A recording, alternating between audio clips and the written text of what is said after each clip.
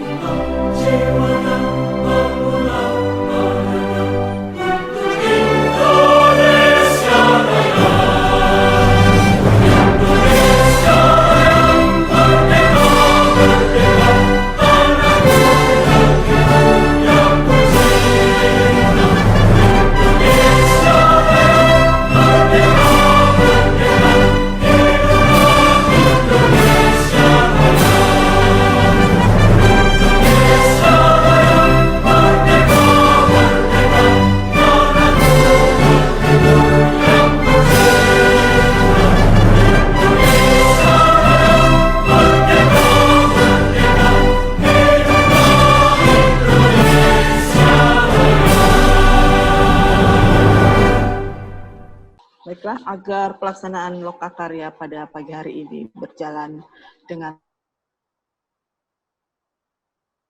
masing. Berdoa mulai.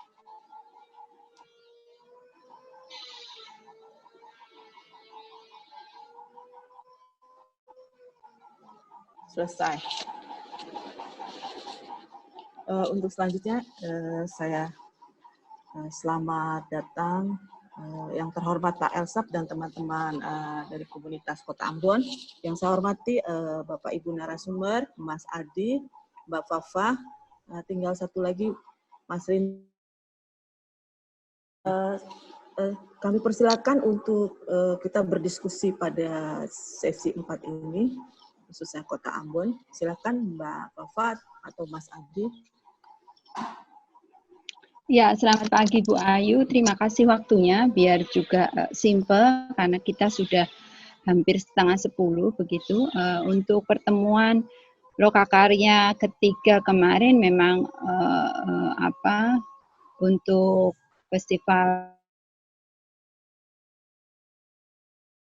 semuanya baik rangkaian program, acara ya, kemudian hingga ada kegiatan yang akan dilakukan, bentuknya adalah hingga penanaman bibit-bibit jenis-jenis bambu dan kegiatan-kegiatan yang lainnya yang berderet akan dilakukan 3 hari. Ini saya coba mereview biar Mas Adi juga mengikuti progresnya begitu.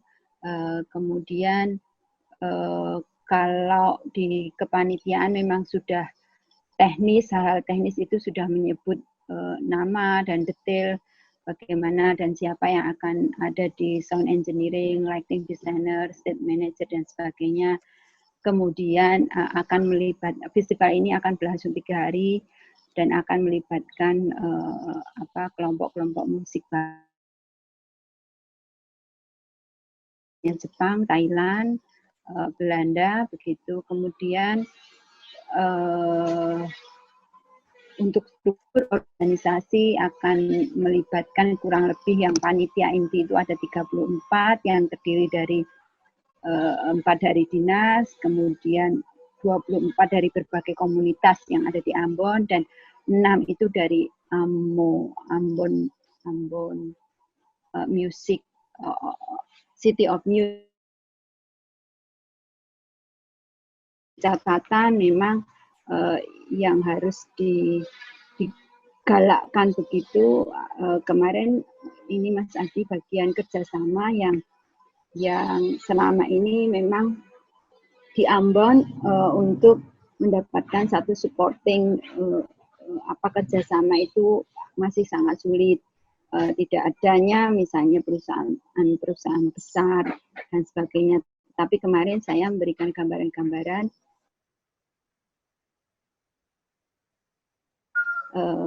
kerjasama ini. Jadi tidak selalu menghasilkan fresh money, tetapi bentuk-bentuk fasilitas bisa dikerjakan. Kemudian saya mengingatkan persoalan tim yang harus duduk dan bekerja di pengelolaan pengetahuan atau knowledge management yang memang bekerja dari awal untuk menarasikan, untuk membantu mewartakan semua bentuk.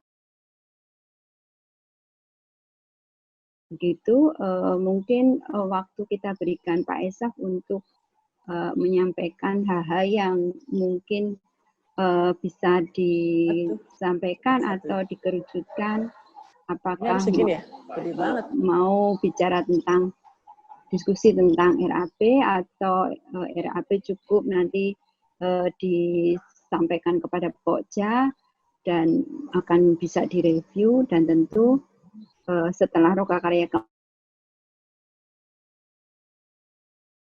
proposal yang kemudian dikirim ulang kepada Indonesiana. Begitu Bu Ayu, terima kasih. Terima kasih Mbak Papa. Silakan Pak Elsap.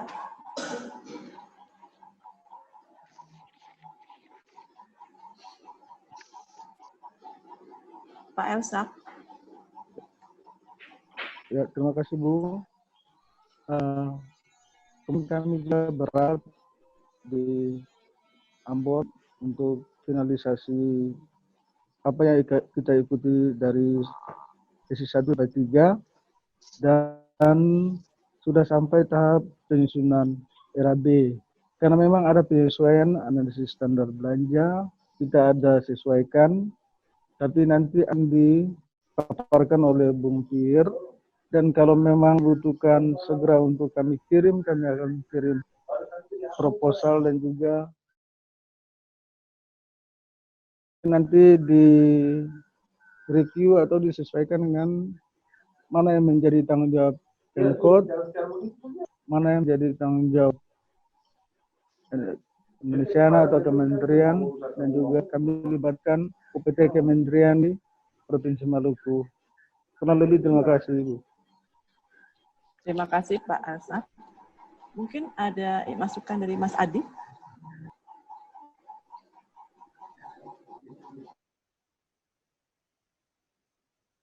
Pak Pierre. Ya. Pak Pierre, silakan.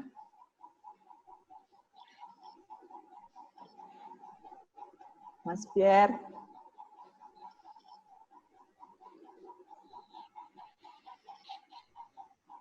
Mas Pierre, silakan Mas Pierre. Halo Bu. Kedengeran ya Bu ya? Kedengeran. Mohon maaf, koneksi saya agak putus-putus.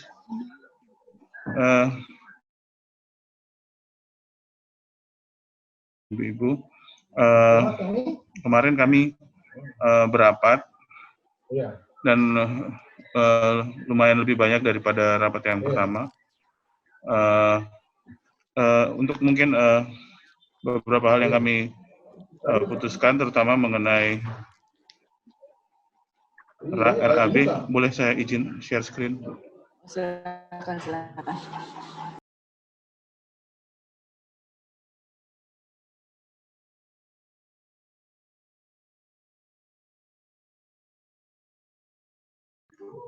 Karena itu kan bantuan dari hutang ini tuh. Masih belum bisa nih Bu. Oke. Bentar. Oke, ya, Ya, ini baru. oke, Pak. Ini baru bisa.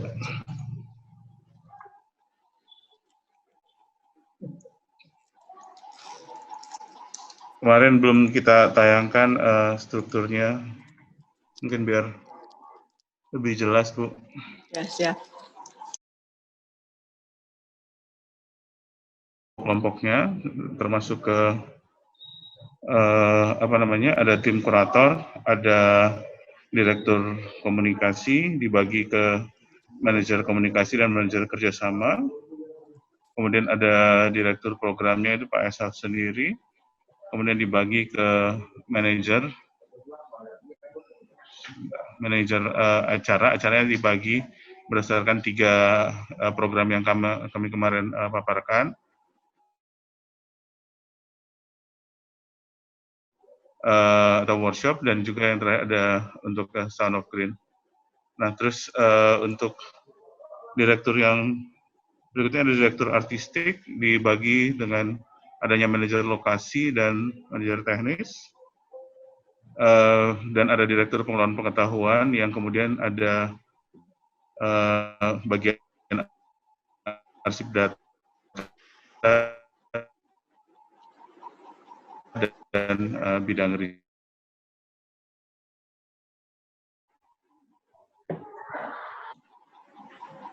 Kalau mengenai rencana anggaran biaya,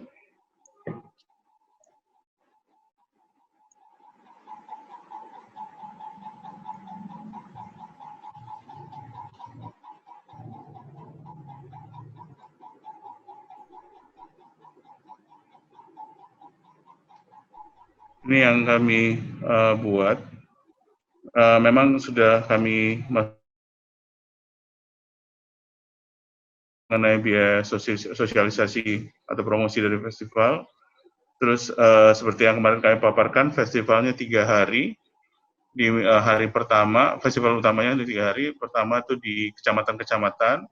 Kenapa di kecamatan-kecamatan? Karena memang selama ini kegiatan kebudayaan, kegiatan bermusik, rata-rata hanya berada di pusat kota, tidak terdistribusikan di kecamatan-kecamatan, dan biasanya memang lebih banyak yang dipakai adalah teman-teman yang sudah terkenal atau yang sudah dikenal di Ambon. Karena itu kami mencoba membuat festival di kecamatan-kecamatan di hari pertama itu di 5 kecamatan, dan yang menggunakannya yang menampilkannya adalah dari teman-teman dari kecamatan itu sendiri. Ini seperti arahan. Kami juga menyiapkan 2 kemungkinan kalau misalnya offline ataupun online ya. Karena itu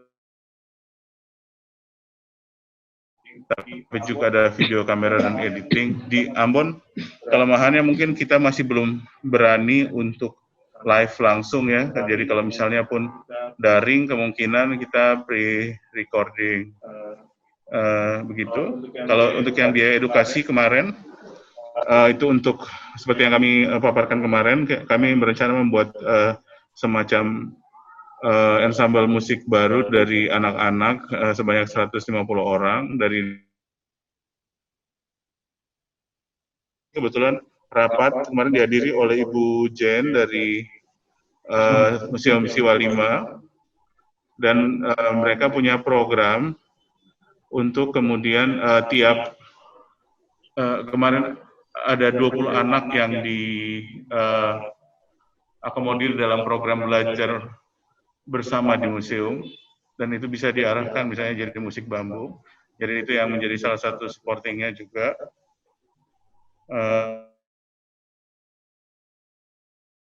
Untuk membentuk sebuah kelompok baru, kelompok musik, ensemble musik bambu yang baru. Kemudian ada biaya Sound of Green. Ini kita menanam kembali jenis bambu tapir yang kemarin seperti kami paparkan sudah tidak ada lagi di Ambon, padahal itu adalah bahan baku utama untuk pembuatan alat musik bambu. Itu termasuk pengadaan bibitnya, transportnya, dan kemudian bersama-sama dengan edukasi kepada anak-anak. Untuk pameran dan lomba inovasi alat musik bambu juga sudah kami masukkan biayanya. Itu termasuk untuk biaya untuk hadiah lombanya, honor jurinya. Terus selain itu karena ada pameran ya, kami harapkan di situ ada demo proses pembuatan suling, 2 jenis suling bambu yang biasanya ada di komunitas Kristen, dan suling sawat yang lebih banyak berada di komunitas Muslim. Selain itu ada biaya produksi, juga siapa-siapa honor seniman-seniman yang akan menampilkan. Memang ini belum rapi semua, Bu, tapi kayaknya rata-rata sudah terakomodir dalam termasuk ada honor untuk sound engineer, honor untuk penata artistik, honor untuk aransemen ensemble musik bambu, kemudian ada pertunjukan dansa tali, honor untuk, nah ini yang di puncak acaranya, yang di akhir ada satu tarian yang biasanya itu dilakukan, tarian persahabatan yang biasanya dilakukan pada acara-acara, sayangnya sekarang sudah jarang sekali dilakukan. Bahkan bandnya, pengiringnya itu hanya tinggal satu di Ambon. Dan biasanya sudah rata-rata tua, itu yang kita maunya menutupnya dengan itu, namanya Katreji, memang ada pengaruh Portugis di situ, itu sebagai penutupnya. Kira-kira begitu untuk ininya.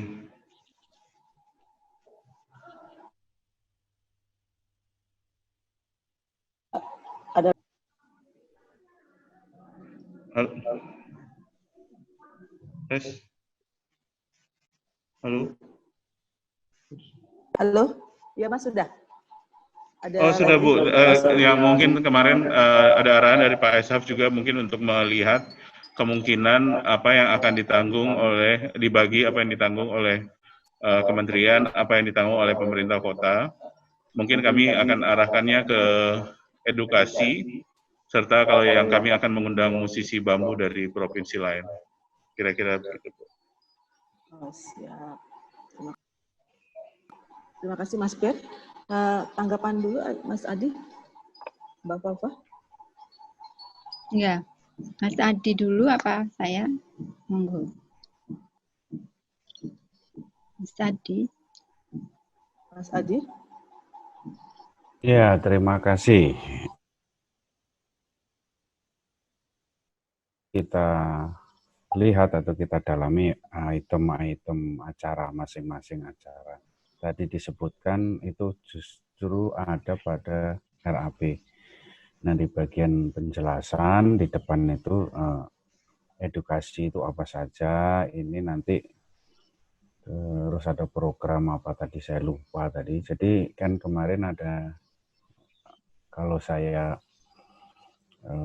rangkum sih di tempat itu mengandung satu adalah klaster pendataan. Pendataan itu terkait dengan musik bambu dalam hal ini. Apakah kita sudah punya program namanya pendataan? Pendataan itu dikerjakan oleh knowledge management. Knowledge management ini mencatat, menginventarisasi informasi dan pengetahuan itu nanti dijadikan bahan untuk edukasi dan literasi. Nah, edukasi itu sifatnya adalah untuk menyebarluaskan informasi. Jadi edukasi itu bukan pergelaran ya. Kalau pergelaran nanti ada klaster tersendiri. Nah, kalau edukasi itu biasanya nanti sifatnya itu sosialisasi, promosi, dan literasi. Jadi literasi itu memberi pengetahuan kepada masyarakat luas, sasarannya kepada siapa, yang paling utama, apakah anak sekolah, apakah anak muda, dan bentuk kegiatannya apa. Kalau bentuk kegiatannya itu sifatnya pergelaran, itu sebenarnya nanti masuk di pergelaran. Nah, kalau edukasi ini lebih cenderung bentuk-bentuk kegiatan itu pada bentuk penyadaran, bentuk workshop, mungkin juga simposium, atau mungkin bahkan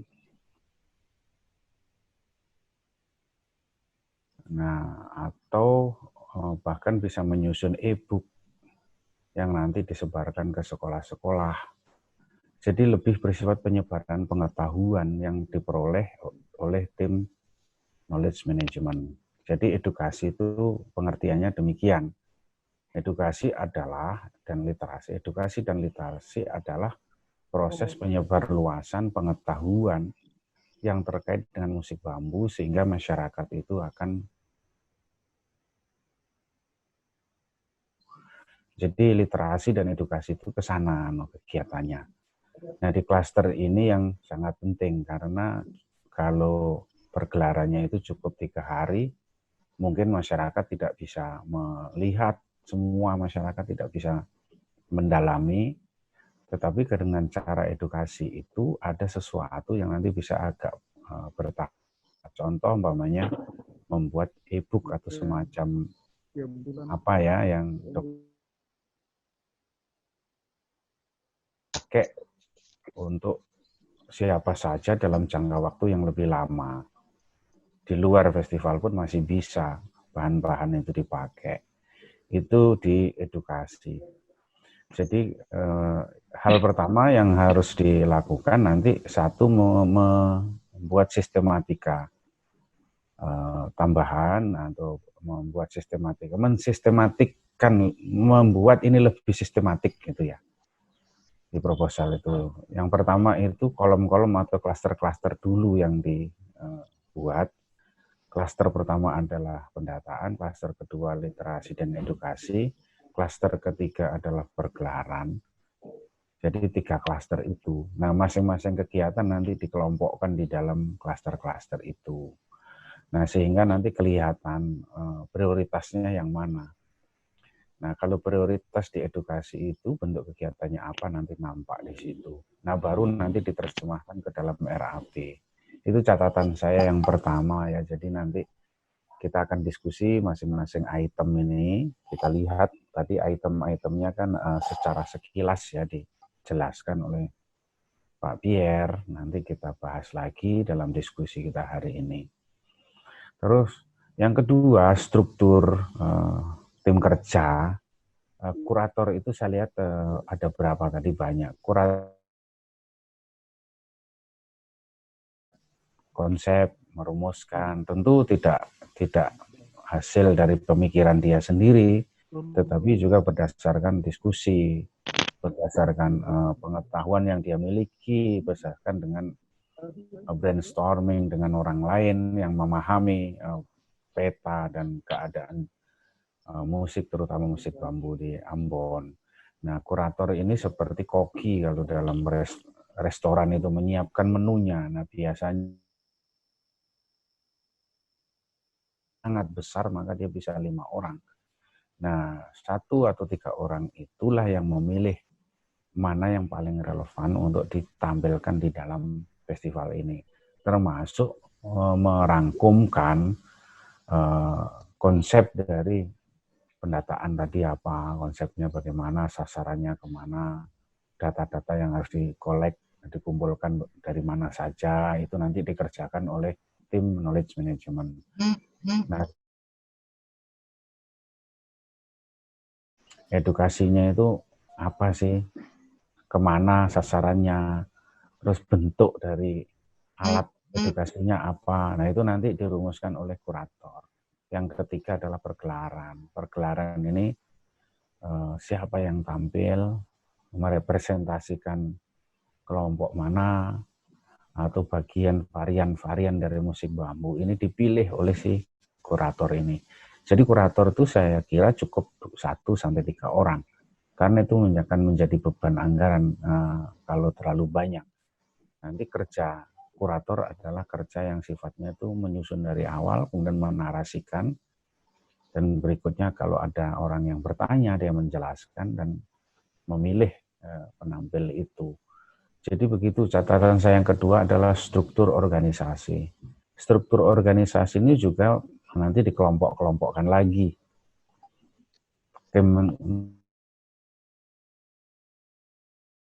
Kelompok, produksi satu kelompok, terus komunikasi dan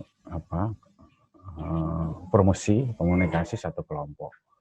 Nah, kira-kira supaya nanti nampak tidak keseluruhan begitu membacanya nanti biar mudah di bagian, bukan di bagian RAP tapi di bagian penjelasan tentang tim kerja. Jadi saya ulangi, yang pertama mengenai tiga dari proposal ini, yang pertama disusun ulang, terus yang kedua tadi jumlah kurator itu masuk dalam klaster tim kerja kurator, itu juga dideskripsikan di dalam proposal, baru bagian terakhir nanti RAP. Nah, masing-masing agenda kegiatan itu diberikan penjelasan satu paragraf atau 2 paragraf. Ini apa, kemudian sasarannya kemana. Nanti ke sana ya. Nah, setelah rampung semuanya nanti baru disusun, sudah difinalisasi, baru dikirim ulang kepada Pokja Indonesia. Nanti setelah itu direview di Pokja. Mengenai struktur RAP, nanti bisa dibikin kolom 1. Jadi ada 3 kolom RAP itu. Kolom 1 adalah kebutuhan, kolom kedua itu sumber cover. Nah, kemudian kolom ketiga sumber dari Indonesia apa saja yang dibutuhkan. Jadi 3 kolom. Itu kira-kira strukturnya. Nah, setelah selesai baru nanti dikirim ulang ke Pokja. Nah, di Pokja tentu nanti ada sesi melakukan review. Nah, setelah dilakukan review nanti tentu pasti ada rapat antara Pokja yang bagian anggaran dengan dinas. Hari ini kita cukup selesai nanti pada pendalaman. 1 adalah struktur tadi, yang kedua adalah item-item kegiatannya. Mengenai RAP nanti silahkan dibuat setelah meeting kali ini, nanti dibikin 3 kolom tadi. Jadi yang paling penting sekarang adalah menyisir lagi, membahas lagi satu persatu agenda kegiatan, item-item kegiatannya apa saja. Yang satu di kelompok pendataan, yang kedua di kelompok literasi dan edukasi, yang ketiga di kelompok pergelaran. Jadi begitu, mohon ditampilkan ulang tadi yang Pak Pierre tampilkan, yang item kegiatannya dulu. Dari situ nanti kita bisa diskusi antara kita narasumber bersama dengan kawan-kawan di Ambon. Terima kasih, Bu Ayu. Terima kasih, Mas Adi. Silakan, Mas Pierre. Maaf sebelumnya tadi banyak info yang menarik tadi diberikan Pak Adi. Sayangnya putus-putus, bahkan sempat berapa kali keluar saya. Tadi terutama mengenai klaster-klasternya itu. Nanti mungkin pas diskusi mungkin minta tolong diulang, Pak. Tapi saya bagikan yang kemarin mengenai program-programnya. Iya, saya ulangi kalau begitu, Pak Pierre. Boleh. Saya dengar ya, bisa didengar ya. Ya, jadi tematika proposal itu yang isinya tentu yang paling penting pertama itu adalah bentuk atau isi kegiatan. Yang pertama itu klaster pendataan. Oke. Pendataan ini kegiatannya apa? Kalau di beberapa tempat itu mereka mengumpulkan data-data, pengetahuan, informasi mengenai OPK yang ada di daerah yang diangkat dalam festival itu. Siap. Contoh kalau musik berarti data itu selalu tercantum kelemahan kita itu pada data, informasi yang tidak lengkap. Jadi pengetahuan kita itu menjadi kurang karena kita tidak memiliki data. Nah, biasanya di beberapa daerah itu data itu kemudian dirangkum, dibuatkan satu e-book ringkas, sederhana begitu, yang nanti itu disebarkan ke masyarakat, terutama di anak-anak sekolah. Jadi ketika festival ini selesai, itu masih bisa dipakai, masih untuk tujuannya nanti untuk bahan atau alat di bagian edukasi dan literasi. Nah, itu yang paling efektif. Jadi kalau nanti kita pengen tahu apa itu bambu musik A sampai Z, kemudian apa latar belakangnya, bentuk-bentuknya bagaimana, siapa yang melakukan, itu ada di dalam data ini. Manajemen itu di kelompok 1, yaitu pendataan. Nah, di klaster kedua itu literasi dan edukasi. Di literasi dan edukasi itu beberapa daerah itu data yang ada itu dikemas sedemikian rupa sejak awal, kemudian bekerja sama dengan sekolah-sekolah, bahkan disampaikan di sana. Kita punya pengetahuan semacam ini. Nah, karena bentuknya e-book menjadi murah. Nah, literasi bisa juga berupa workshop. Itu kalau di beberapa daerah itu melakukan webinar atau semacam Zoom begini, atau melalui Facebook atau Instagram melakukan diskusi, bisa berupa workshop daring atau berupa webinar, membahas data yang tadi sudah dibuat oleh atau menyampaikan, menyebarluaskan bahan yang tadi sudah disusun. Nah, itu literasi dan edukasi. Atau bentuk-bentuk kegiatan yang lain, tapi sifatnya adalah untuk mensosialisasikan, untuk menyebarluaskan, dan menyadarkan masyarakat betapa pentingnya OPK ini. Nah, seluk-beluknya seperti apa nanti disampaikan di dalam kegiatan itu. Jadi di bagian ini, atau kelompok atau klaster literasi dan edukasi itu, nah bentuk yang lain itu bisa pameran. Nah itu kan sifatnya itu lebih kepada edukasi dan literasi. Nah sasarannya apa gitu kan. Nah kemudian klaster ketiga atau kelompok ketiga itu di pagelaran. Nah pagelaran itu lebih bersifat perayaan karena itu waktunya cuma 3 hari. Nah edukasi dan literasi itu bentuknya apa? Itu bisa biasanya nanti itu lebih punya umur yang lebih panjang. Contoh namanya membuat website gitu ya. Website tentang itu umurnya akan peninggalannya itu ada, jejaknya ada. Antara lain tadi e-book umpamanya itu bisa dipakai untuk di luar festival ini juga. Itu yang bagian klaster-klaster ya. Ya mungkin tadi terputus dari Pak Pierre ya. Apalagi yang terputus tadi di bagian mana?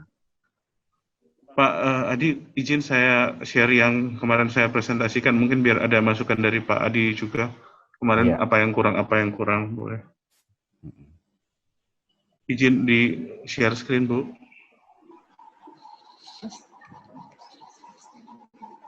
Ya, sebentar.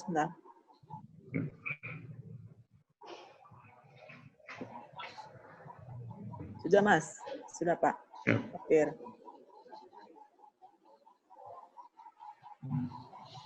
Ini Pak Adi, mohon maaf saya kembali paparkan yang kemarin. Jadi kemarin kalau boleh disebut klaster mungkin Pak ya, tapi nanti mungkin tolong dibantu untuk clustering lagi mungkin yang lebih tepatnya di mana. Kita kemarin itu 3 ini utama, edukasi, festival dengan Sun of Green, Pak. Nah, edukasinya itu saya tayangkan ini besar.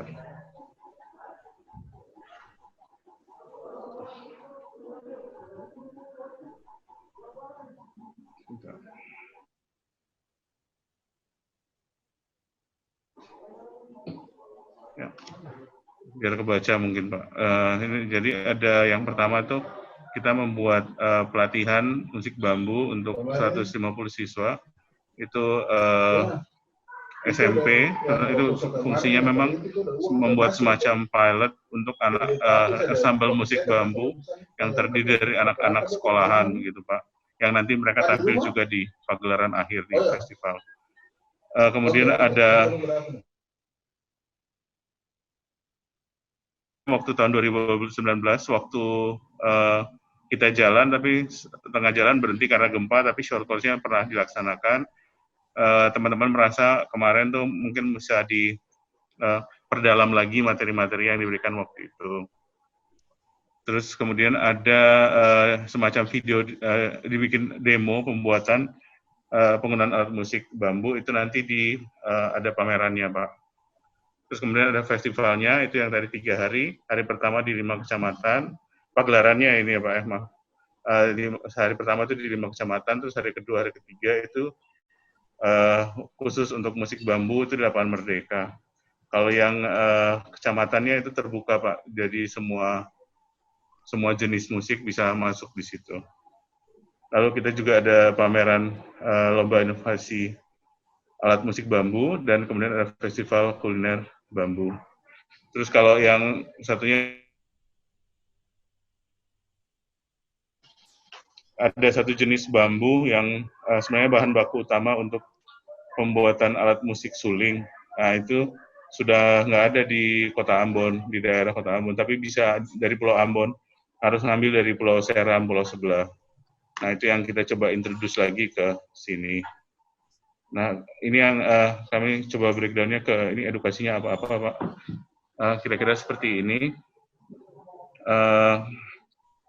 Pembinaannya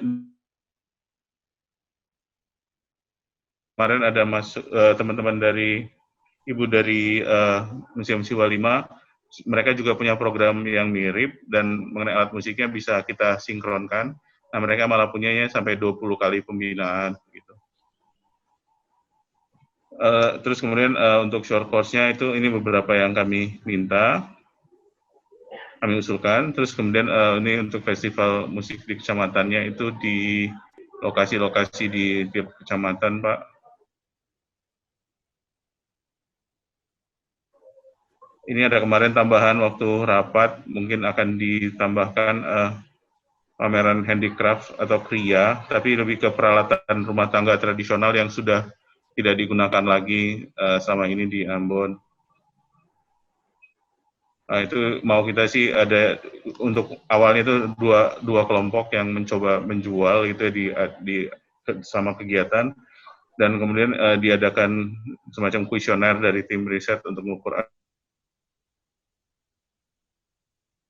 festival kuliner bambu. Kuliner bambu ini maunya sih semua, kalau di Ambon memang ada beberapa jenis makanan yang baik dimasak maupun menggunakan bahan baku bambu. Nah, itu mungkin yang kita coba angkat lagi, terutama ada beberapa yang sudah semakin jarang sekarang. Dan ada lomba pameran inovasi dan instrumen musik, itu maksud kami sih karena memang orang masih taunya alat musik bambu ya, instrumen terutama itu taunya suling, padahal kalau secara tradisional kita masih punya beberapa yang sudah jarang diangkat, seperti clapper, seperti toleng-toleng. Selain itu juga kami lihat beberapa akhir-akhir ini ada beberapa terutama akademisi yang kemudian membuat inovasi dengan alat musik yang seperti ukulele dari bambu, toto buang dari bambu misalnya. Ada juga yang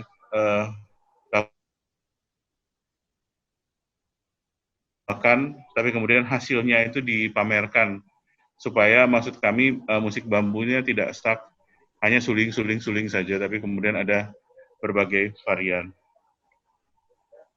Nah untuk yang festival utamanya 2 hari yang di pusat kota kita itu di Lapangan Merdeka, kalau di sini disebutnya, itu memang kami fokusnya hanya bambu Pak di 2 hari itu. Kami mengundang, kalau yang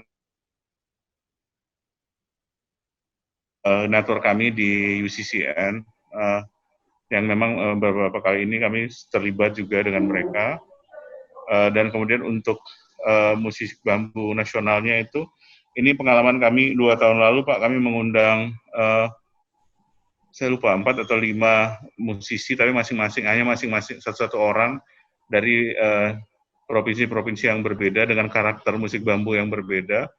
Nah ini mungkin ada terlihat gambarnya di sini.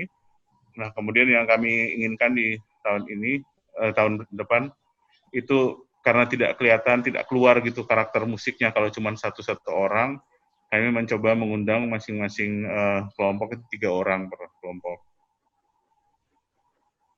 Nah ini kemarin dari Museum Siwa 5 waktu rapat sudah menawarkan bahwa pertama itu ada belajar bersama di museum. Itu yang diampu 30 siswa untuk 20 kali latihan dari 10 kabupaten kota. Itu mungkin memang nanti fokusnya ke arah bambu dan alat musik bambu. Itu dilakukan nanti di Museum Siwa 5 selama 5 hari. Jadi mungkin itu Pak. Mungkin tadi yang memang saya sepakat dengan Pak Adi, ini dua hal yang sangat penting yang kita belum masukkan. Yang pertama itu mengenai pendataan dan membuat e-book, serta membuat website. Itu mungkin coba kami masukkan. Begitu Pak Adi. Oke. Terima kasih. Itu saya kira sudah lengkap. Tapi yang perlu dipertajam, yang pertama adalah Sound of Green itu bisa dimasukkan di dalam, memang itu klaster tersendiri Sound of Green, tapi harus bentuknya itu dipertajam, itu bagian dari edukasi juga. Jadi yang pertama dibuat khusus satu kelompok atau satu kegiatan yang nanti meninggalkan jejak. Jadi nggak hilang begitu saja, dan itu nanti di-link-kan dengan Sound of Green-nya. Jadi proses Sound of Green yang terkaitan penanaman itu juga tidak bisa hanya 1-2 orang saja menanam di situ. Itu bagian dari proses edukasi yang nanti terkait, jadi inline gitu. Jadi tidak berdiri sendiri meskipun satu klaster tersendiri. Nah, bentuknya seperti apa supaya menjadi lebih kreatif dan menjadi lebih menarik, ya mungkin nanti dibuat satu prosesi tertentu bersama sasaran literasinya, namanya anak sekolah itu ya perlu dilibatkan di sana, tapi itu menjadi inline. Tapi yang jelas begitu festival ini selesai seperti tahun yang lalu, kita nggak tahu dan sudah pasti lupa. Pengetahuan tentang bambu ini menjadi lupa juga sudah. Nah, karena nggak ada jejaknya, dan begitu menghilang seperti pasar malam itu besok tutup, ya sudah selesai, tinggal kita pungut sampahnya. Nah, bagian data ini yang betul-betul harus ini, meskipun itu dianggap banyak orang menganggap alah itu nggak menarik, itu nggak seksi, itu nggak penting. Justru disitulah jejak itu ada di bagian pendataan yang kemudian dikemas. Nah, hampir semua festival yang di Ampol Indonesia itu dulu disarankan ke sana, tapi banyak nggak melakukan. Begitu sekarang kita ingat-ingat, apa sih festival di tempat ini, orang sudah lupa, sudah nggak tahu jejaknya apalagi. Nah, itulah yang nanti harus diupayakan supaya di bagian pendataan itu benar-benar diperhatikan betul. Terus nanti format datanya apakah digital, apakah penting. Itu data itu sekarang ini penting, karena nanti termasuk rangkuman dari musik bambu ini menjadi penting. Pakai e-book, apakah apa, seperti di daerah Pacitan, Jawa Timur itu ketika mau bikin panji, sekarang mereka alihkan ke data dulu. Datanya kita ini terserak di mana-mana. Pengetahuan itu ternyata banyak yang buat, tapi terlepas-lepas, bahkan ada yang tidak tahu dan tidak punya data itu. Jadi begitu nanti festival itu literasi gampang dilakukan karena sudah punya alat, dan sejak awal mereka berbicara dengan guru-guru sekolah, ini kita punya e-book nanti tentang wayang beber seperti ini. Oh ya sudah, kalau gitu nanti kita anukan di sini, diisi di kelas ini, dibacaan anak-anak. Jadi itu bisa berlangsung agak lama. Meskipun festival paling lama kan cuma 10 hari atau seminggu. Setelah itu hilang jejaknya. Nah, itu yang akan jadi penting. Tolong itu yang untuk kegiatan pendataan itu dicantumkan, diperhatikan. Nah, kalau edukasinya kan bentuknya macam-macam, bisa aja tadi ada pameran, ada workshop, ada Sound of Green. Sound of Green itu menanam bukan hanya menanam bambu begitu saja, tapi pasti ada ada prosesinya di situ, bahkan di situ orang dikasih tahu bahwa oh ini begini, ini begitu, penyebaran pengetahuan itu bisa dilakukan di situ, sehingga nanti format peletakan batu pertama bukan begitu, tapi itu saya bayangkan itu di situ ada performance, ada prosesi, tapi itu nanti ya teknis. Tapi intinya data, inventarisasi data, kemudian edukasi itu bisa bentuknya macam-macam. Kira-kira tambahan dari saya begitu Pak, biar mungkin yang lain-lain silahkan memberi masukan. Terima kasih. Terima kasih Mas Adi. Bapak Ibu mungkin ada masukan, Bapak-Bapak?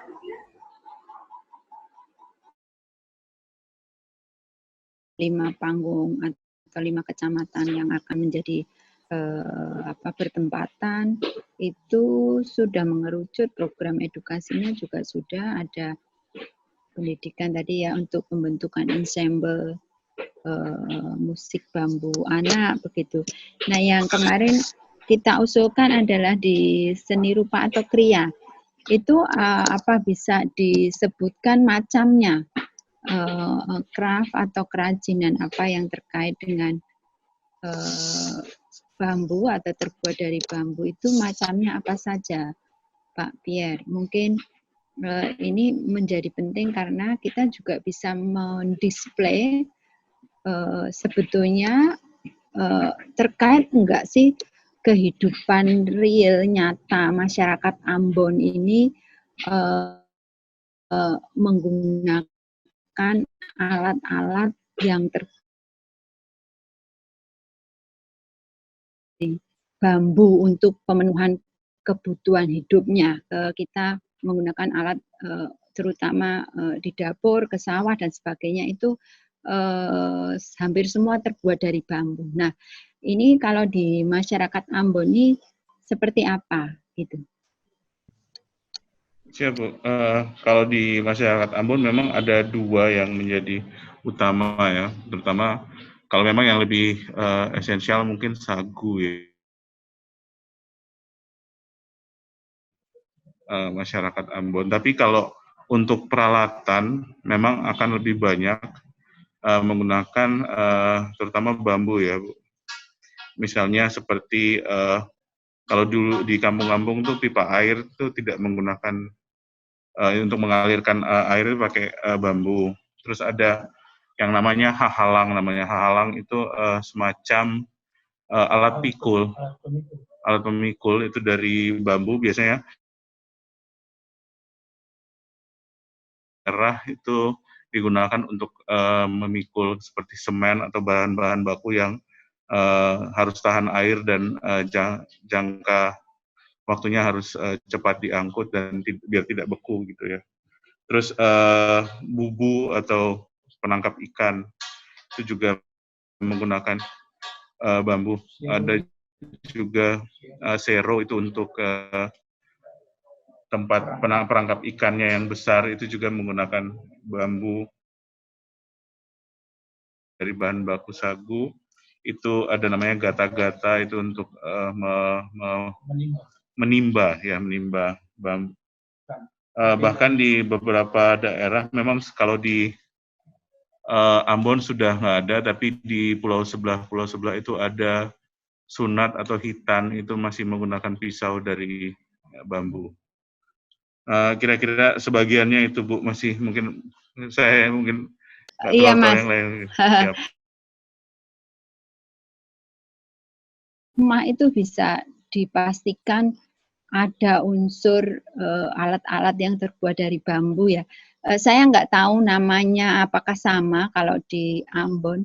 Misalnya kita sebut tampah, tambir, tenggok, kalo, kemudian ada kukusan, kemudian ada besek. Itu ragamnya macam-macam. Besar kecil aja sudah ceting tempat nasi, kemudian ada tenong. Tenong itu untuk seperti lemari makan zaman dulu gitu ya ininya. Nah itu di Jawa sangat luar biasa sekali Mas. Nah itu kalau ada keterkaitannya relasi alat-alat untuk pemenuhan kebutuhan hidup masyarakat Ambon juga ternyata sampai ke sana beragam sekali, itu secara relasi, secara bantahkan bukan hanya pada level musiknya, ternyata dalam pemenuhan hidup keseharian pun masyarakat Ambon tidak bisa melepaskan dari unsur bambu begitu. Nah, ini hanya satu gambaran aja. Kalau tadi bisa disebutkan 2, dan mungkin memang harus pemetaan dan riset daerah-daerah mana yang masih membuat caping misalnya, atau tenggo, atau apa yang akan kembali untuk mengupayakan mereka ada kembali begitu. Yang lain-lain sudah bagus, dan saya pikir bisa dibungkus gitu, Mas. Siap, Bu. Jadi kalau yang tadi saya sebutkan, Bu, tadi dari rapat yang terakhir kemarin, memang teman-teman mau seperti tadi di paparan saya, ada tambah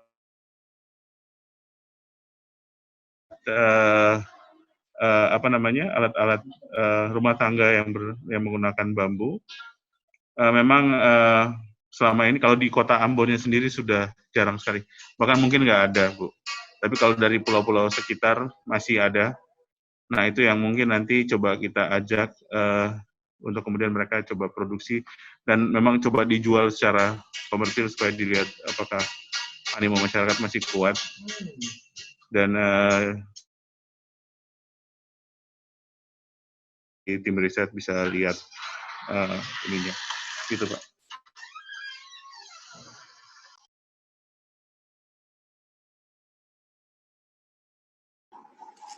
Ada masukan lagi, Bapak Ibu?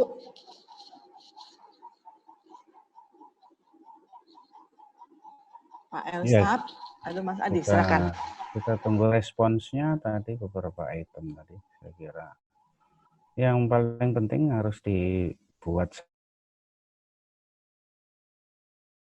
prioritas ini di tahun yang lalu itu apa, nah tahun depan itu prioritasnya nanti yang akan di garis bawah itu apa.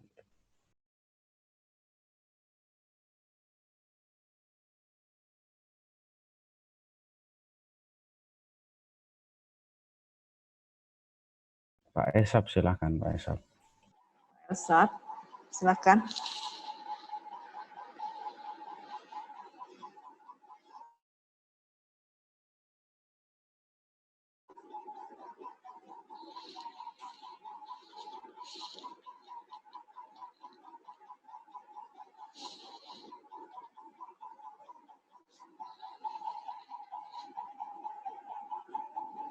Pak Elsap. Ya, terima kasih Bu Adi. Ya, kami tetap akan dari dinas akan tetap mengkawal apa yang mau, dan kami ingin apa yang kami diskusikan di Ambon maupun dalam kegiatan karya bersama tim Indonesia ini akan kami fokus untuk akhirnya apa yang kita sama-sama kerjakan dengan ada masukan dari narasumber untuk hasil dari 4 sesi lokakarya ini dirampungkan dalam proposal dan juga dengan rencana anggaran yang mungkin akan kami kirim segera mungkin, kalaupun ada arahan dari kementerian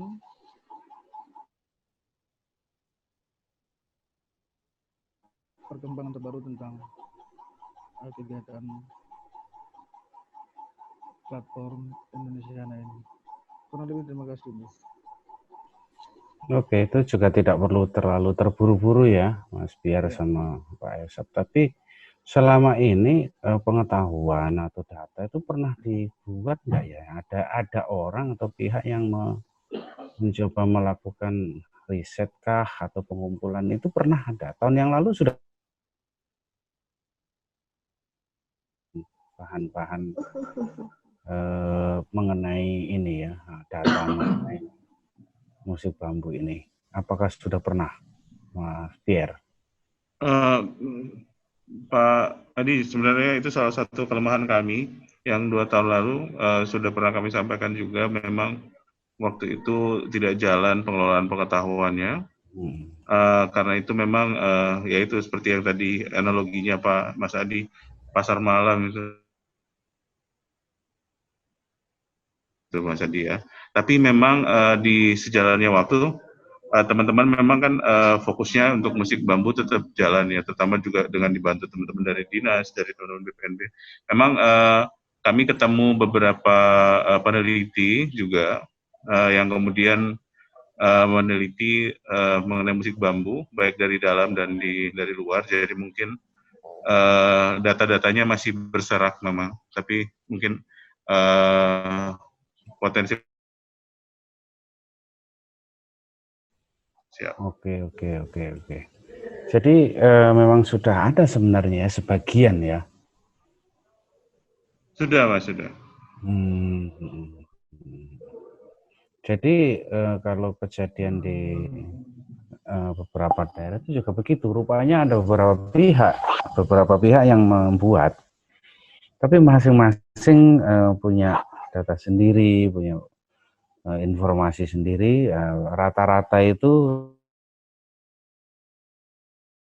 ada foto, nah itu terserak di sana sini gitu. Nah ini yang perlu kita kompilasikan.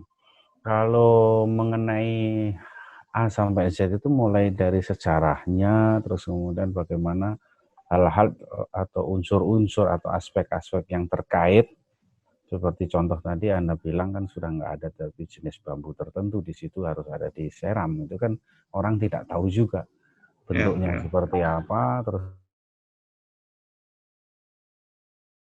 memang butuh satu proses yang agak lama ya. Jadi sebelum festivalnya dimulai digelar ya, gelar itu namanya bulan Oktober begini ya contohnya.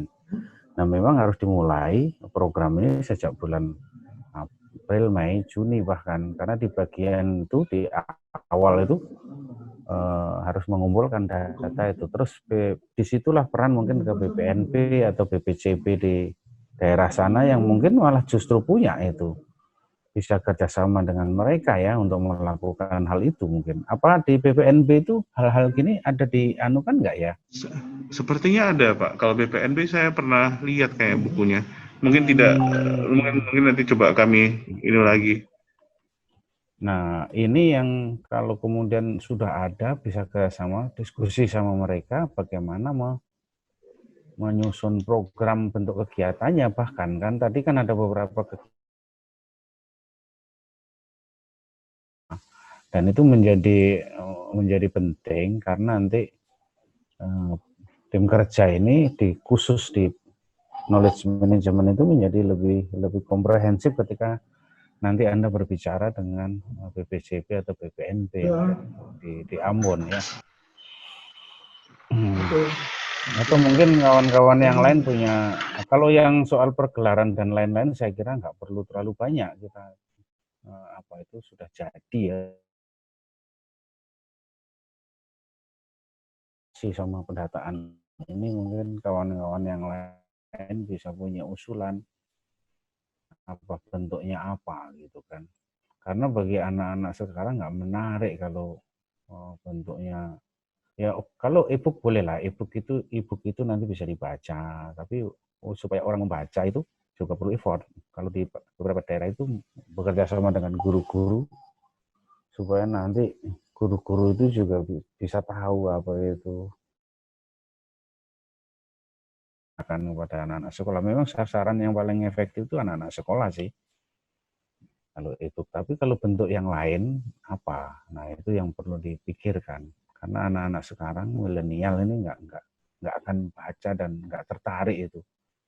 dengan data yang kita punya. Kalau data itu data mentah begitu, nah itu yang nanti perlu dipikirkan itu kawan-kawan di Ambon ini ya. Dan bentuk edukasi dan literasinya juga anak-anak sekarang mungkin sekali lagi kalau soal pergelaran dan kuliner tadi nggak perlu kita bahas. Saya lebih concern ke dua hal ini, yaitu pendataan sama ini literasi dan edukasi. Apakah tahun yang lalu itu ada lokakarya juga ya, Mas Pierre? Yang 2019 ada Pak. Jadi kita yang 2019 tuh yang sempat jalan itu selain lokakarya juga ada GSMS gitu ya. Itu yang masuk masuk dalam sekolah itu ya. Iya, masuk sekolah itu Pak. Nah ini memang tahun depan ini akan menarik karena kita baru saja Kota Ambon yang baru saja selesai menyusun kurikulum muatan lokal berbasis musik tradisional ya, dan salah satu fokusnya tuh di musik bambu ya, musik suling. Jadi mungkin nanti kalau kita bisa coba inline-kan dengan itu akan menarik sekali Pak. Ya maksud saya begini.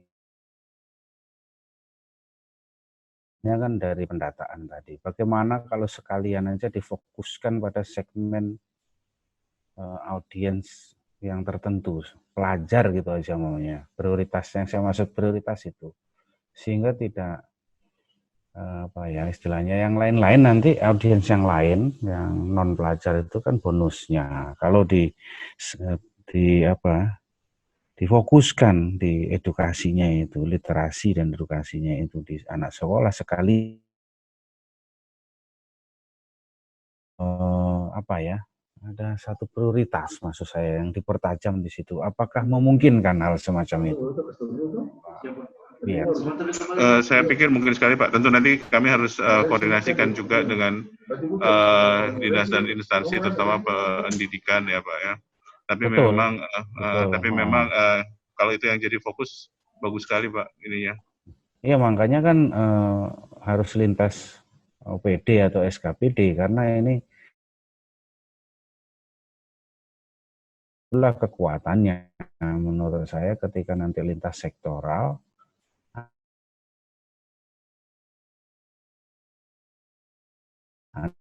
Anda bisa leluasa.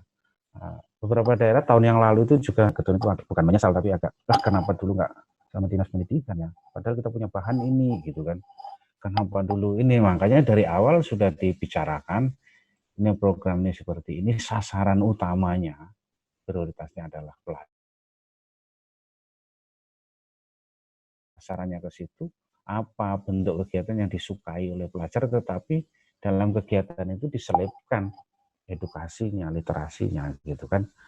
Nah bahkan kalau perlu panitiaan itu dari mereka, dari pelajar itu gitu kan, di organisasi dengan dinas pendidikan itu diorganisasikan kegiatan itu mereka yang menjalankan, bahkan mereka belajar organisasi manajemen juga. Di beberapa daerah mencoba seperti itu meskipun tahun yang lalu itu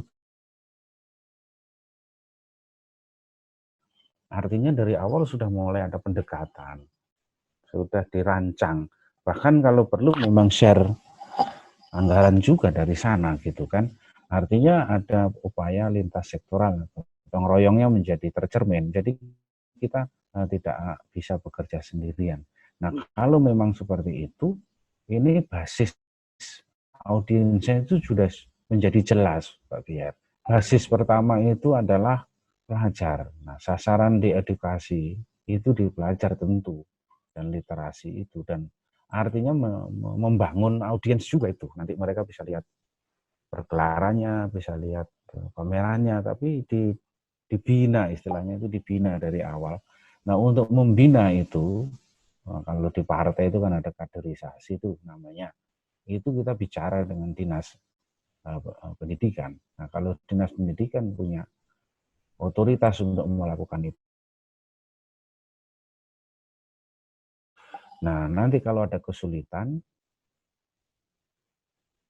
mengenai ini, bagaimana kalau berurusan dengan dinas, berurusan dengan BPNP atau BPJP, disitulah Dirjenput menjadi berguna, menjadi ada perannya. Nah, kebutuhannya apa, umpamanya kebutuhan otoritas. Nah, kalau dibutuhkan otoritas ya kita tinggal minta tolong kepada Dirjen PN, tolong gunakan otoritas Anda untuk mendorong polisi ini di daerah. Tolong gunakan nanti otoritas Dirjen untuk mendorong BPNP, BPCP untuk melakukan pendataan musik bambu ini atau bambu itu sendiri. Nah, maka dari awal nanti begitu ini proposal selesai, kita kirim ke Pokja, kemudian masih terus harus berkomunikasi antara Pak Esap, Pak Pierre dengan Pokja. Tapi mungkin hal-hal semacam itu. Nah, kalau saya bayangkan sih sangat bagus itu kalau sasaran pertama adalah pelajar. Nah, pelajar kita garap ini dalam edukasi terutama. Nah, itu yang nanti menggunakan otoritas dinas pendidikan. Dari situlah festival Anda ini jejaknya akan panjang. Kalau soal perayaannya itu sudah begitu saja pasti terjadi, itu nanti akan ramai, masyarakat nonton. Harap ini apakah nanti siswa-siswa itu akan menjadi orang yang akan menekuni musik bambu itu soal lain. Paling tidak mereka mengenal dengan cara-cara yang mereka sukai. Seperti umpamanya main bersama, bikin jam session apa saja, tidak harus satu grup yang harus berlatih tiap hari. Enggak, mereka ada sesuatu yang baru buat mereka mengekspresikan diri melalui apa yang disebut bambu. Nah, event-event itu diselipkan itu. Bahkan setelah festival pun masih bisa dilanjut karena itu menjadi bagian dari proses mereka mengungkapkan, mengekspresikan diri di sekolah-sekolah itu. Nah, kalau Dinas Pendidikan mau melakukan itu, dan saya kira mau, mereka akan sangat senang. Dari awal sudah kita akan bicara sama mereka. Begitu Pak, biar saran saya seperti itu. Mungkin dari yang lain silahkan. Dari pengalaman tahun yang catatan, apakah ada kendala pada waktu itu atau bagaimana? Terima kasih.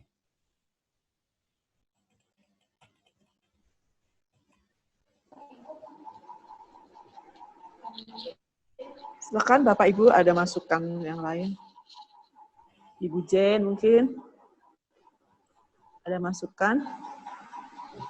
Oh iya, sebelumnya tadi pertanyaan tuh kan betul itu Pak Pierre. Pak Adi, ini kami mengikuti format yang diberikan ke kami tahun 2019. Oh, memang sebanyak itu tahun itu ya, sebanyak itu. Ya, begitu Pak. Ya. Oke. Ya. Menurut Mbak Fafa bagaimana itu kalau sebanyak itu? Ya, saya sharing aja ya, yang pernah terjadi di Kota Solo yang mungkin bisa dibilang mirip-mirip yang dulu juga di sesi terdahulu sudah saya sampaikan. International Gamelan Festival itu kuratornya 5, memang dipilih betul maestro gamelan yang bisa mewakili dari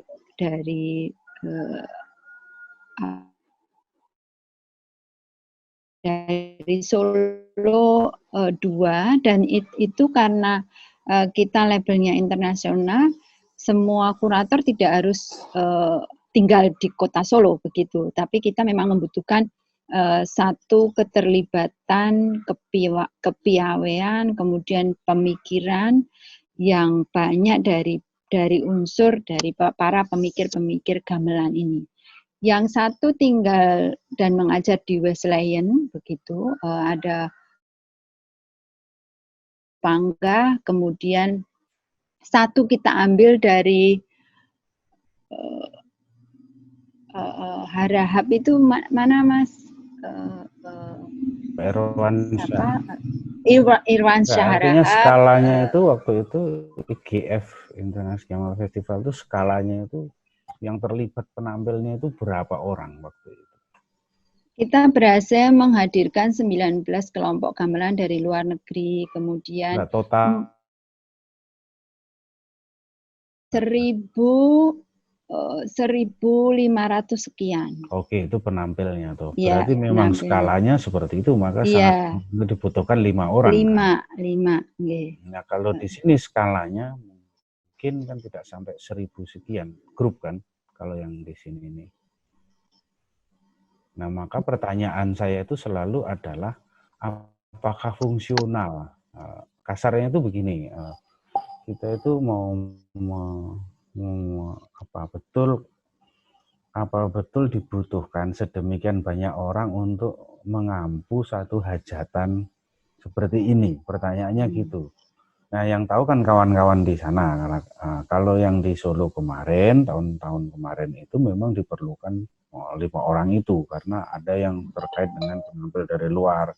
Dan memang saya tahu itu kan ratusan grup ya, 100 sekian grup. Satu grup itu rata-rata kan dari sekian banyak daerah kan waktu itu, dan satu grup sekian orang kan. Nah, masing-masing punya karakter sendiri-sendiri sehingga dibutuhkan kurator yang memang memahami di yang grup dari luar itu seperti apa, yang dari Jawa sendiri seperti apa, dari Solo dan sekitarnya. Jadi masing-masing nanti ada spesialisasinya. Nah, pertanyaan saya itu sebenarnya apa tidak mubazir Mas nama-nama seperti zaman kita Orde Baru dulu kalau bikin panitia itu banyak kan pembina ini. Nah, itu loh maksud saya itu. Sehingga kalau sesuatu itu berfungsi, itu kita bisa gunakan skema atau struktur. Tapi kalau tidak, ya kita bikin skema tersendiri. Nah, acuan yang diberikan tahun lalu itu bayangannya mungkin kan sangat besar kan itu. Tidak semua skema yang kita susun secara on paper itu bisa digunakan. Nah, makanya dan strukturnya, tetapi fungsi, esensi, substansialnya itu jalan atau tidak. Kalau memang ternyata yang diperlukan lebih banyak di bagian knowledge pengetahuan dan di bagian komunikasi, ya justru di situ yang diperbanyak, bukan di kurator. Maksudnya kita ini akan melakukan sesuatu yang diperlukan itu regu tembak atau regu meriamnya. Kalau meriamnya cukup maksudnya. Jadi menyusun struktur organisasi itu tidak berdasarkan rumusan di atas kertas. Nah, makanya kita susun ulang. Menurut saya begitu. Kita nggak perlu terpaku pada skema, tapi skema yang disampaikan tahun yang lalu saya paham bahwa itulah yang harus ada. Soal harus ada itu bukan mana yang besar, mana yang kecil, mana yang banyak, mana yang sedikit, itu nanti disesuaikan. Jadi tetap ada knowledge management, ada dan kerjasama. Paling tidak 4 fungsi itu dijalankan. Namanya terserah, mau kurator itu dinamain apa, tapi yang kita mau pegang itu kan fungsinya. Fungsinya apa? Nah, kalau yang knowledge management itu bisa diganti lah namanya, istilahnya, tapi fungsinya adalah tadi pendataan dan lain-lain. Kurator memilih, merumuskan dan lain-lain. Produksi, melakukan produksi. Nah, knowledge tadi komunikasi. Nah, kalau ternyata kebutuhan di komunikasi lebih banyak, sesuatu nanti keliru karena kebutuhan kita itu bukan itu. Nah, makanya tolong kawan-kawan di Ambon itu disusun itu jumlahnya disesuaikan, tetapi 4 fungsi tadi ada. Maksud saya begitu. Soal itu acuan yang diberikan tahun lalu bisa diabaikan, tetapi bukan pada fungsinya. Nah, pertanyaan saya tadi arahnya ke sana. Jangan sampai menyusun organisasi itu nanti malah nggak berfungsi di situ. Orang-orangnya baru nanti bikin panitia itu nanti wah nggak jelas itu, oleh pengarah semuanya itu ada tapi nggak berfungsi gitu loh maksud saya. Nah, itu nanti betul ya, itu nanti Anda susun, tapi paling tidak 4 fungsi tadi itu terwakili, berjalan. Kalau saya sih menduga justru nanti di bagian komunikasi dan kerjasama itu yang malah perlu banyak tenaga di situ gitu kan.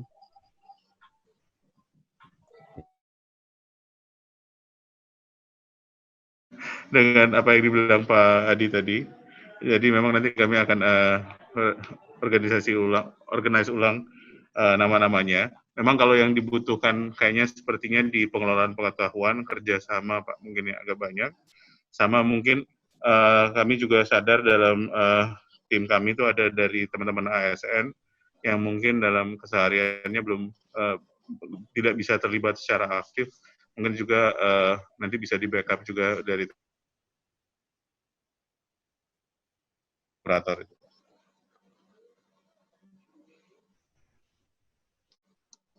Oke, terima kasih. Saya kira sudah lumayan ini semuanya. Kalau mau nambahin sih mungkin mungkin kita sudah sebenarnya bisa disimpulkan, tetapi kalau kawan-kawan mau nambah itu mungkin usul bentuk-bentuk yang menarik itu seperti apa. Contoh pertanyaan saya, kalau tadi Sound of Green itu bentuknya kayak apa? Kalau bentuk dan tepuk tangan di situ ya mungkin nggak masuk gitu loh. Mungkin di situ mungkin kawan-kawan atau saran-saran atau usulan bagaimana untuk memperkuat masing-masing item tadi. Apakah betul saran saya atau pernyataan saya bahwa arahnya itu audiens yang menjadi sasaran utama itu pelajar, apa betul itu memang jadi kegelisahan kawan-kawan di situ gitu loh. Saya usul, Pak. Mohon bicara. Silakan. Iya. Terima kasih. Selamat siang Bapak Ibu semua. Saya sebenarnya setuju dengan Pak Adi itu. Jadi begini Pak, saya cuma cerita. Nanti disimpulkanlah kira-kira seperti apa. Kami Sanggar Luleba 2019 itu kami membuat festival suling bambu SD, SMP, segitu Pak. Jadi ada sekitar 100 grup. Nah, dalam 100 grup itu ada ribuan. Satu grup itu ada 21 orang. Halo, dengar saya Pak, Bapak Ibu? Iya, Mbak. Dengar Mbak, dengar. Oh iya ya. Nah, itu tuh. Jadi maksud saya setuju tuh dengan Pak Adi tadi bahwa sebenarnya tujuan anak sekolah dengan pelajar, nanti pendukungnya itu dari dinas, dari BPNB, malah lebih baik gitu. Sebenarnya kami 2020 ini kelanjutannya ada. Cuman karena COVID, jadi kami terhalang seperti itu. Jadi maksud saya begini, saya setuju dengan Pak Adi, nanti diterjemahkan lagi sama Pak Pierre dengan teman-teman bahwa sebenarnya ini sudah ada dasar apa kayak gitu. Jadi untuk sementara begitu ya Bapak Ibu. Banyak orang kayak Mbak Egar tuh set. Saya kadang-kadang ini lama. Terima kasih untuk sementara. Suaranya Mbak Ayu masuk. Mbak Egar tadi gimana maksudnya? Maaf Mas. maaf. Oke, maksud saya gini. Maksud sasaran pokok itu audiens pelajar ya. Memang itu dalam program edukasi dan literasinya. Nah, itu seperti apa bentuknya nanti silakan kasih usulan di sini bentuknya apa. Jadi ini kan di bagian yang paling inti sebenarnya adalah orang melihatnya itu sering di pegelarannya. Sering di sana. Pegelaran itu kan perayaannya. Itu perayaannya. Jadi di inti yang lain itu data sama tengok, padahal di situ jantungnya sebenarnya. Itu yang pertama. Yang kedua, di dalam literasi dan edukasi itu harus ada satu hal yang mungkin perlu disampaikan di luar masalah kegembiraan atau perayaan musikalnya. Contoh yang tahun yang lalu itu kan menampilkan antara Kristen Islam, jadi proses hubungan itu, pluralisme dan lain-lain itu yang mungkin diselip-selipkan di dalamnya bahwa ada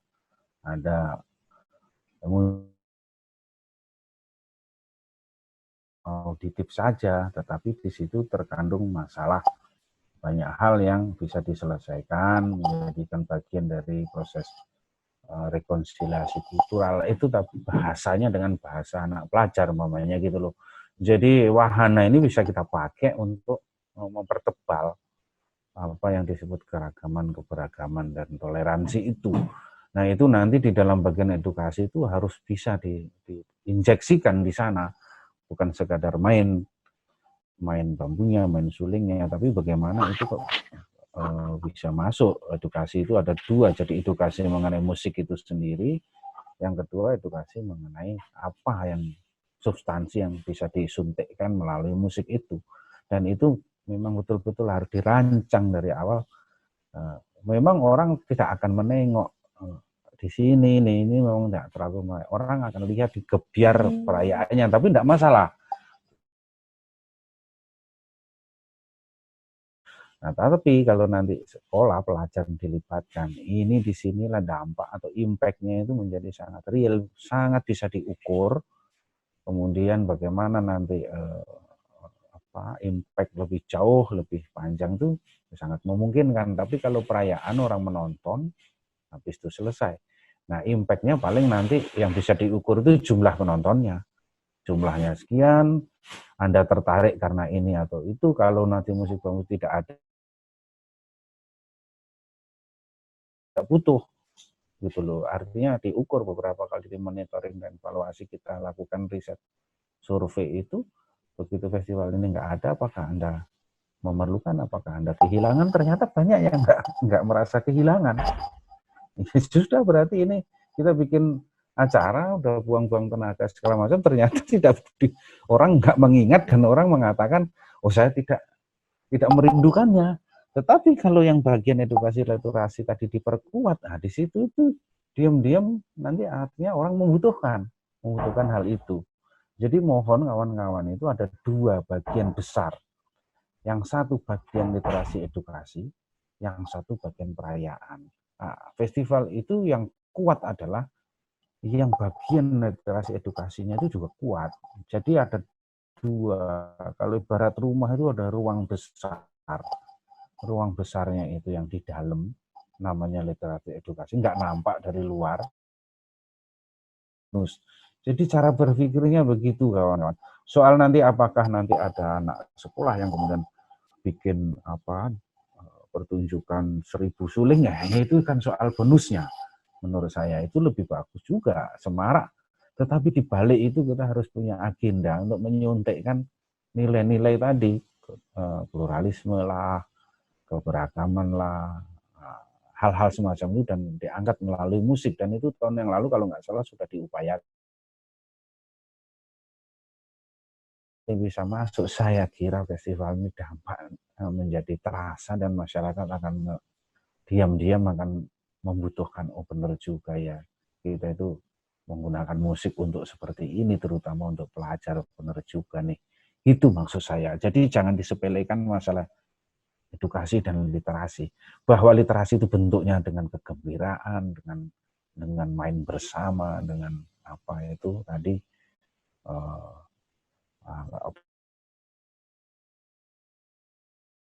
saja bisa diambil atau dipilih, di-create bareng-bareng. Dan jangan lupa, kalau Anda masuk ke anak pelajar ya, jangan selalu melulu diperlakukan mereka sebagai objek ya. Mereka kalau bisa dilibatkan dalam bagaimana menggalang ini, mengorganisnya. Jadi bukan hanya sebagai objek, mereka kita hidupkan sebagai subjek. Jadi kalau itu dirancang dari awal, anak-anak sekolah nanti akan belajar bagaimana mereka melakukan prosesi bersama, membuat sesuatu bersama. Itu dari awal sudah dirancang begitu. Mereka bukan semata-mata sebagai objek jadinya, mereka jadi subjek. Nah kalau itu dirancang dan kemudian dijalankan, jauh sebelum festival sudah dimulai, saya kira festival ini menjadi sangat signifikan, menjadi sangat penting. Kalau tidak memiliki itu, festival ini nggak perayaan 3 hari 3 malam, setelah itu selesai. Kita mengut itu menurut saya, saran saya. Kalau mengenai nanti struktur RAP ini restrukturisasi, nanti silahkan Mas Dier, Elsap, dan kawan-kawan untuk dirangkumkan seperti yang kita diskusikan ini. Setelah itu disampaikan ke Pokja. Saya kira begitu. Terima kasih. Terima kasih Mas Adi. Ada masukan lagi Bapak Ibu?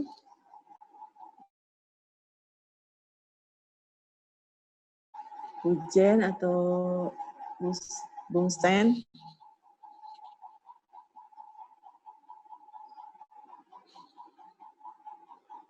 Pak Pir sudah tidak ada tambahan lagi? Iya, kalau tidak ada mungkin bisa diakhiri, tinggal disepakati mekanisme penyempurnaan proposal ini. Tentu nanti Dinas, Pak Pierre, kemudian ada bisa ketemu komunitas juga yang lain, terus kemudian dengan BPNP masih ada waktu, saya kira Oktober November masih ada waktu, Mas Pak Pierre sama Pak Esap, sehingga nanti atau mungkin bisa juga sudah bisa mulai sounding atau bicara dengan Dinas Pendidikan. Tapi intinya beberapa hal tadi kalau memang disepakati itu akan menjadi bahan yang sangat bagus untuk penyempurnaan proposal ya. Nanti kalau masih ada usulan yang lain dari teman-teman yang lain, nanti langsung saja. Sih begitu. Kalau memang Pak Biar silahkan. Kalau mau. Mungkin yang mau saya tanyakan Pak, jadi selama ini kan kita baru melempar kalau ada rapat-rapat dan lain-lain di grup Lokakarya. Nah ini kalau 34 nama yang kami usulkan kalau nggak ada masalah berarti dari segi kepanitiaan apakah sudah boleh kami kumpulkan untuk rapat misalnya atau apa untuk bisa lebih mengerucutkan hal-hal Pak? Karena sekarang kan masih sporadis Pak. Gitu. Tentu boleh. Yang paling inti adalah setelah proposal ini jadi, kita yang kedua ada main di level berikutnya. Level berikutnya itu adalah karena proposal ini bahan perencanaan penganggaran, baik APBD maupun APBN. Nah, setelah proposal ini selesai, ada level berikutnya, ibarat orang bermain panggung atau bermain bola atau kompetisi itu kita bermain di level berikutnya, yaitu main di level politik anggaran, Pak Pierre. Politik anggaran itu kita harus memiliki satu strategi. Nah, strateginya yang paling menguntungkan nanti hasilnya bagaimana caranya supaya kita memperoleh goal atau hasil yang paling menguntungkan untuk festival ini. Nah, di situ itulah yang nanti kita ada satu tahap lagi. Nah, politik untuk mencapai apa yang kita inginkan di dalam RAP. Contoh, bagaimana caranya kita bisa nanti di dalam RAP itu seluruh item itu tercover, baik di APBD maupun di APBN. Bayangkan seandainya APBN yang nggak ada, di APBD aja sudah cukup, umpamanya begitu. Nah, bagaimana mencapai hal itu? Kita bisa lintas sektoral, berbagi beban. Dan ini adalah proyek atau pekerjaan daerah, kepala daerah, tentu bukan satu OPD atau SKPD saja. Nah, kalau kemudian di kolom APBN dapat juga, nah inilah menjadi tebal istilahnya, kita menjadi lebih tebal kantong kita gitu loh. Nah, kalau ternyata nanti kena double anggaran, tentu nanti dicari siasatnya. Jadi yang namanya politik itu bersiasat kita.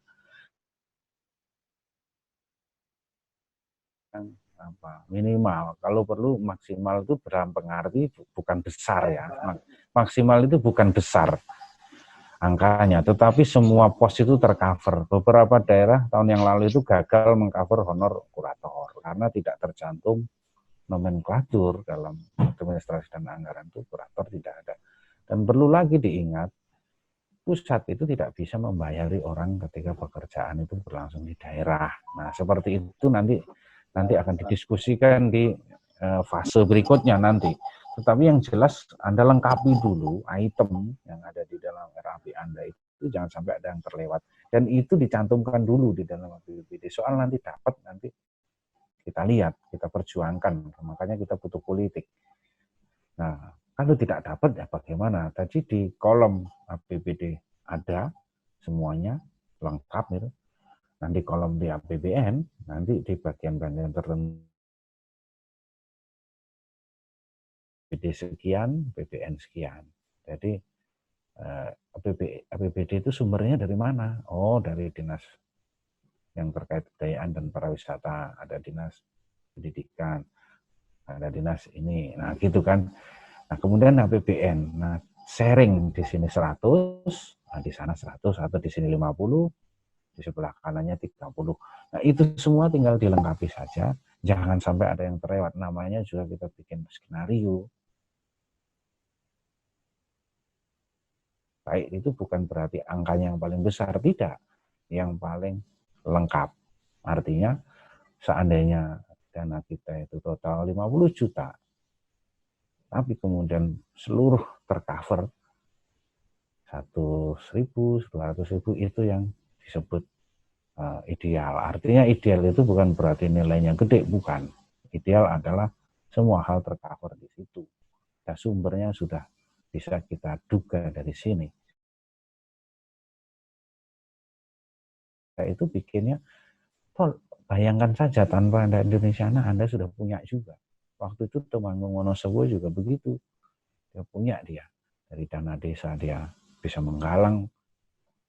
Mula-mula mereka hanya punya 300 juta di dinas yang terkait kebudayaan, disebut parnya, tapi kemudian saling bertemu dengan dana desa sampai 1,4 mereka punya akhirnya. Nah, itu contoh saja. Jadi nanti dibuatlah yang seideal itu, Pak Pierre. Nah, setelah itu baru nanti tahap berikutnya.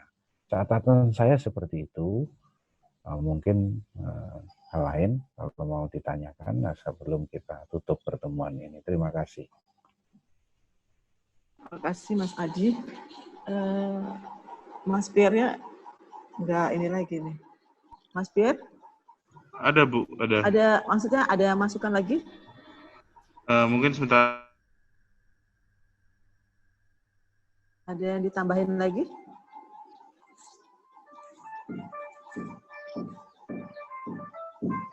Pak Elsaf? Ada Mark Ovi itu dari kemarin belum kelihatan ini. Iya, dari tadi di ini. Ibu Jen mungkin ada masukan? Saya kira kalau... Terima kasih, Bu. Ya, silakan. Mungkin sedikit saja mengenai kepanitiaan. Jadi memang kertas itu banyak, tapi yang melaksanakan kerja itu sedikit. Jadi mungkin bisa dievaluasi beberapa kali pertemuan rapat bersama itu, siapa-siapa yang biasa terlibat, mungkin itu yang harus diampu pertama. Lalu saya rasa Pak Pierre, Pak Esaf, Pak Roni Lopis sangat paham orang-orang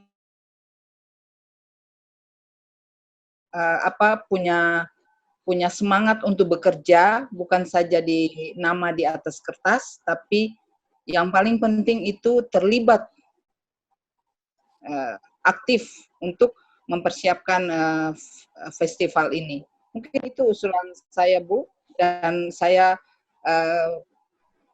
sangat mendukung dan membantu apa saja yang bisa kami Museum Siwa Lima sama-sama memikul. Terima kasih Bu Jen. Ada lagi yang lain mungkin Pak Mas Bro Stan atau Mak Ufi ada masukan lagi kalau kita tunggu kalau sudah cukup. Pak Elsap ada masukan lagi?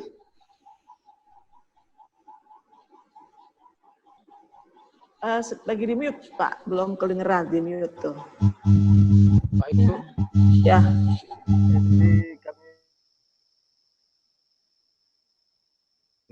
semua dan akan melakukan review atas muatan ataupun isian proposal baik kegiatan jajaran maupun tim kerja. Jadi apalagi ada masukan-masukan atau ide-ide dan gagasan dari Pak Adi itu akan kami tindak lanjut untuk memperkaya kegiatan kita di 2021 nanti. Kurang lebih terima kasih. Siap.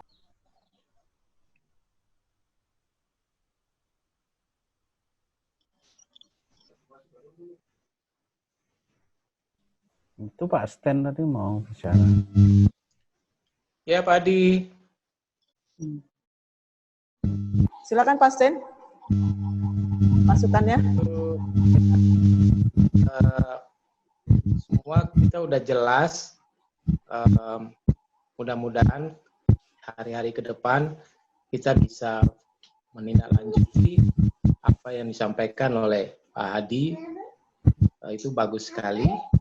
Nah, saya merespon ini hanya memberikan pesan bahwa memang kami yang hadir di pertemuan hari ini itu menangkap jelas apa tujuan dari kementeriannya.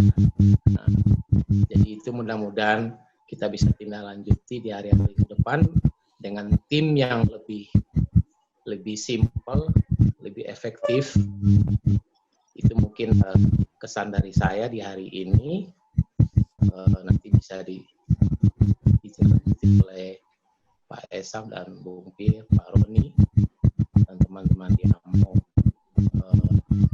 Sebetulnya kita cuma menyapa ini. Bu Ayu, Pak Adi minggu lalu, saya pastikan karena kebetulan kesempatan dengan tadi belum wisata musik. Nah, itu Bu Ayu sama Pak Adi. Mungkin itu saja dari saya. Semoga bisa lebih baik kita ke depan. Amin. Terima kasih Pak Sten. Ibu Fafa, sorry. Ya, nggak apa-apa Pak. Ini yang kurang dari semua nih dari tadi nih senyumnya nggak ada senyum. Lancar Pak Sten ya. Wih, mantap. Lancar semua. Mungkin terima kasih ya Pak Sten. Ya Bu Ayu. Ya, makasih Mas Adi, Mbak Fafa, mungkin ada sebelum kita tutup ada yang perlu di cukup Bu, saya Bu. Ya. Mas Adi? Sudah cukup. Oh, sudah ya. Terima kasih Mbak Fafa, Mas Adi. Terima kasih Pak Elsap, Bung Pir, Bu Jen, dan Pak Sten, dan Bapak Ibu sekalian dari komunitas dan dari dinas yang telah hadir mengikuti Lokakarya pada siang hari ini. Mudah-mudahan pada kesempatan lain dibahas kembali untuk pengajuan proposal di tahun 2021. Sudah terbentuk proposal yang akan diusulkan ke kementerian. Kata yang kurang berkenan dan di hati Bapak Ibu sekalian, mohon dibukakan pintu maaf yang sebesar-besarnya. Kita mungkin bisa ketemu di lain kesempatan mungkin di tahun 2021 kembali. Terima kasih Mbak Papa, Mas Adi. Sama-sama Bu Ayu. Bapak Ibu sekalian, sampai ketemu di kesempatan lain. Akhir kata, wassalamualaikum warahmatullahi wabarakatuh. Selamat siang. Bapak Ibu. Salam, selamat siang.